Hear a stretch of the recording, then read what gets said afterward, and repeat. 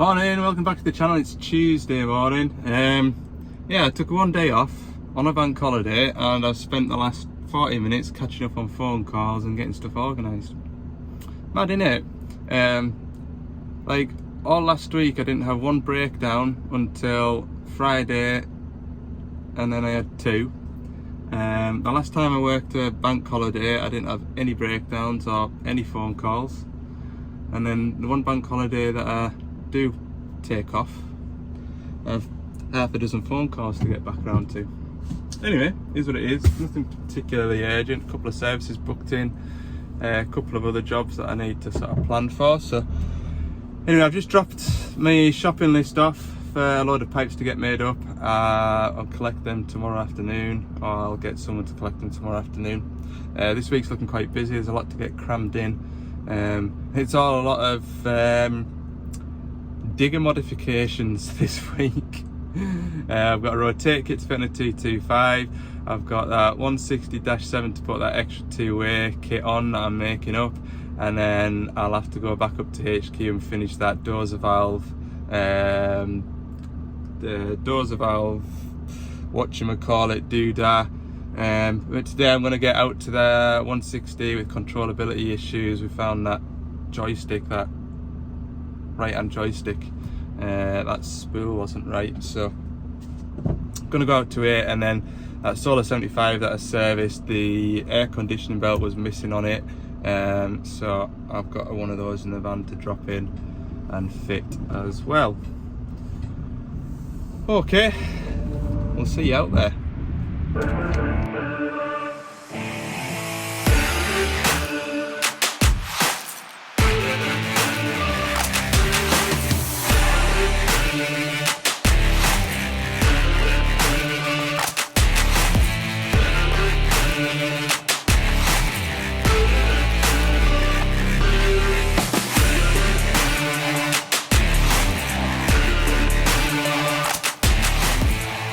Be able to do it like that rather than having to take the whole joystick out. I've got it all stripped out.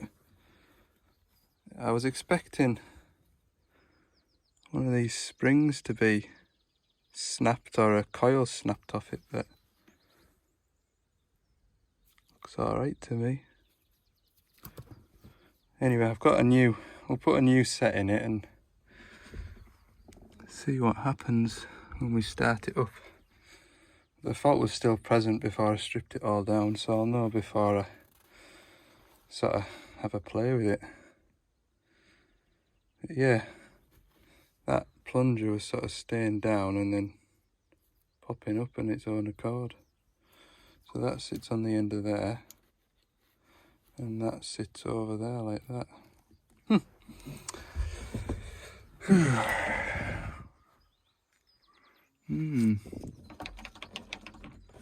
Right, I'll build it up and have a play with the digger, see how it feels after a new one's in it.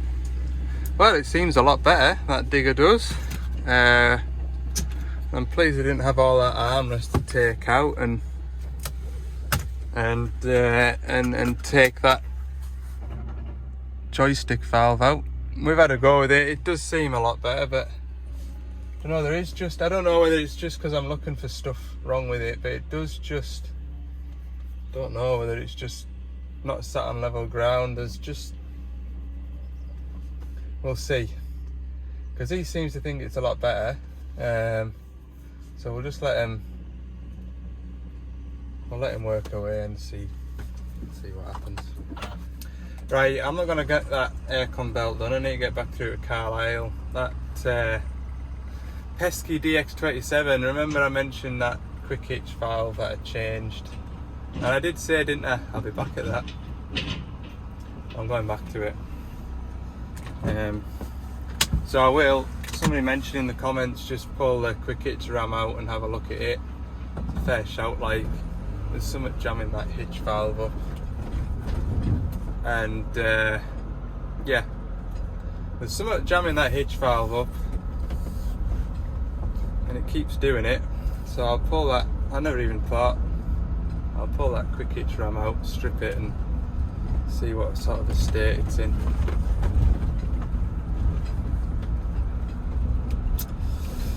Okay, catch you back up there. Right then, my little DX27 hitch. Hitch came apart easier than that 14 tonner that I did a few weeks ago. What I have noticed is this piston isn't locked on. See, there's a grub screw there. Now when I came to pull the piston out, well, I got the gland undone and I pulled it out, and this wasn't attached to this, so whether that's got out to do with it. Seals though, they look alright to me, there's nothing missing out of it. There's also I don't know if I can show you, but if you look at those ports down there, there's gauzes on them. So I can't imagine bits of seal going into that valve and blocking it. But if the piston hasn't been attached to the rod, it's still, I don't know. I think when I've unscrewed this gland, I'm pretty sure, well yeah, it was, the whole rod was turning and I've just unscrewed it out. So I think that's just chance. Anyway, I'll clean everything up, put it back together, put it on the machine. When I got to it, it wasn't working. I swapped the pipes over to drop the bucket off so I could get the hitch off, and swapped the pipes over, the hitch worked, and then it continued to work back to front. So when the hitch was locked, it was wanting to open, and when I went to lock the hitch, which would be to unlock it normally, it would shut perfectly fine. Summit getting down into that hitch valve block, jamming it up. It's really annoying me.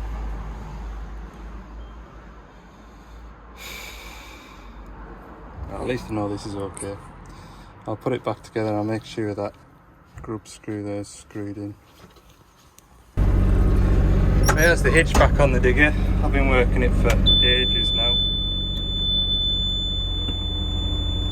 No bother at all. Might just work it for the rest of the day now. It's 3:30. Work it for an hour and a half. Surely it's bound to stop working at some point. 4:10.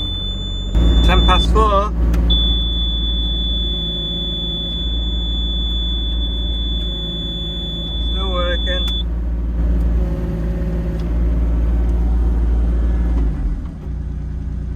I've heard that beep long enough today now. Yep, still working. Half an hour worth of beep, beep, beep. Hitch is working 100% every time.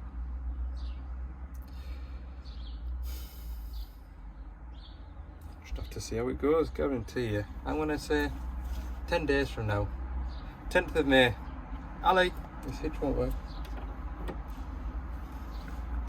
I think next time it fails, I am gonna plumb in a different hitch valve. I'm gonna put a Geeth hitch valve on it. Get some adapters, use the pipes that's already down the floor, and put a hitch valve in with a control box stuck to this window. It's ridiculous. Ridiculous. Right, I'm gonna pack up and head back to base. I've got that rotate kit to fit tomorrow. Been tumbling over that all day today. I was going to throw it out the van this morning and I thought I'll no sooner be throwing it out than shoving it back in the van again. So yeah, I've been tumbling over that all day today. Right, I'll see you in the morning, eh?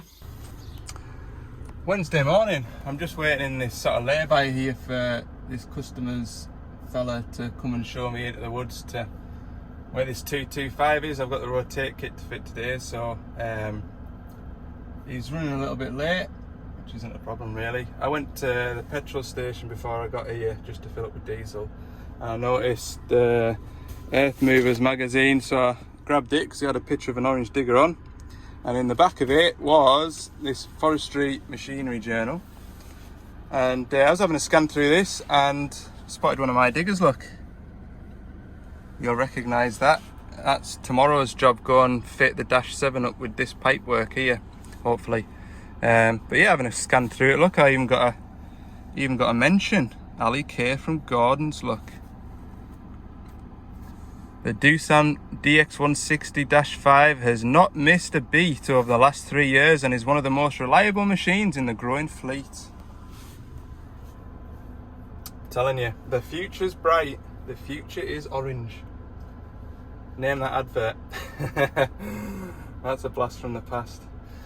Right, I'll sit and have a scan through this while I wait on this fella, and we'll get up into the woods and we'll have a look at putting a rotate kit on this 225. Generally is a day's work. It'll probably be a little bit quicker having two hands on the job.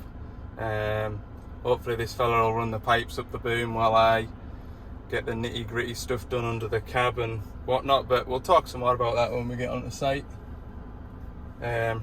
He's running a bit behind, so we'll just sit tight.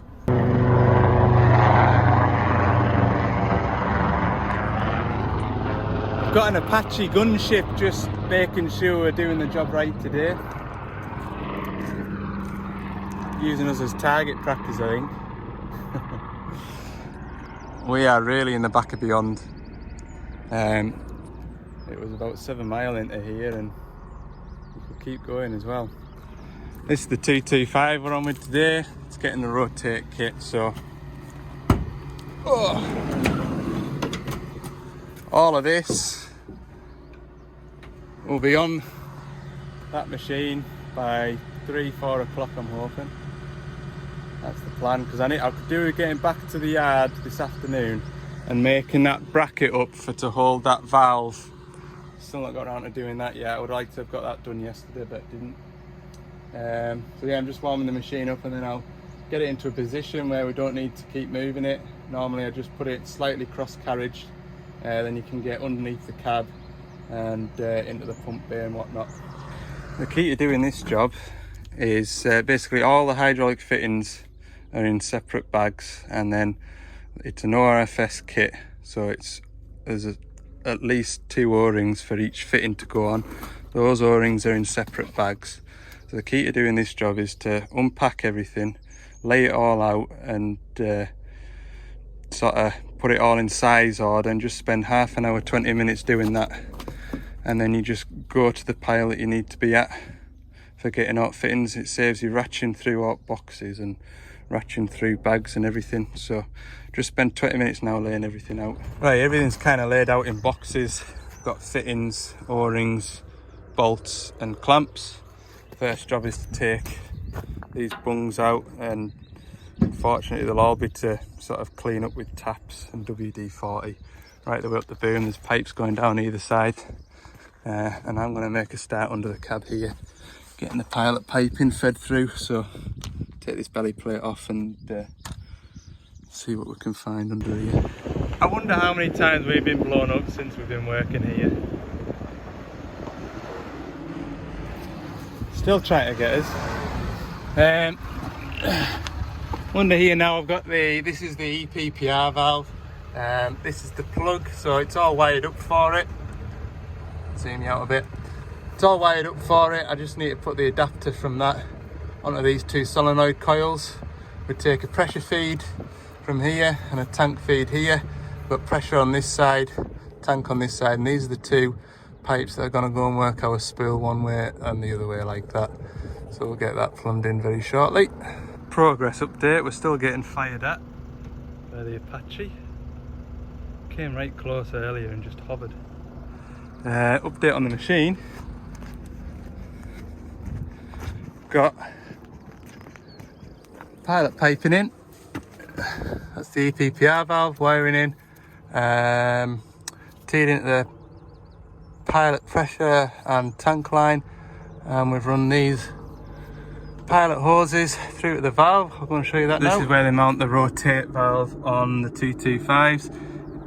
The position of this varies depending on the machine. In the 140s it's in the pump bay, which is really handy to get to. On the 225, not just as handy, I'll be honest. Anyway, that's one pilot pipe PB. That's pilot pipe here. So that's going to move the spool that way and that way.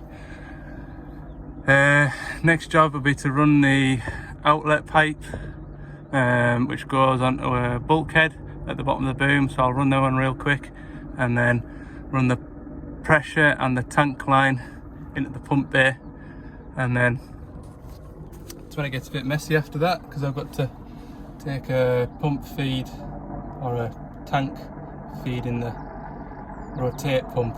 I've got to take that off the bottom of the suction hose, which is why it's parked cross carriage, because I can get under the cab on that side and I can get under the pump this side, and I can put a bucket and catch as much oil, and I'll use my plastic bag over the suction filter trick. Shouldn't lose much like. So yeah, it was, that helicopter has been away for half an hour, must have been to refuel. It was lovely and peaceful for half an hour. Back now. Right, steel pipes are just about run up the boom. Rubber pipes still to attach to the steel pipes. All pipe work is in. This is going to be my pressure pipe from the pump. This here is like the gearbox, so we're going to take, oh, and I can't remember if I need to take this bit of plate off, but that gearbox slots into here, and then we slot the pump onto here. We take the feed off the bottom of there, and that goes up onto the bottom of the pump, which feeds it with oil from the tank. Then we put that pressure pipe onto there, which feeds the valve block. That's it. That's all I've got left to do now. Yeah, there will be oil come out of here when I undo these. Covered in paint.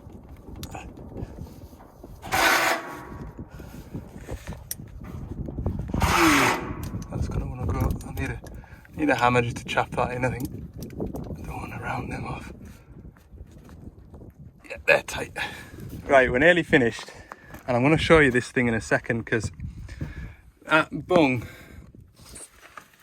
over there was fairly tight, and I was about to smack it with the palm of my hand to crack it off, and the fella that I'm working with, he says, whoa, whoa, whoa, whoa, come and have a look at this.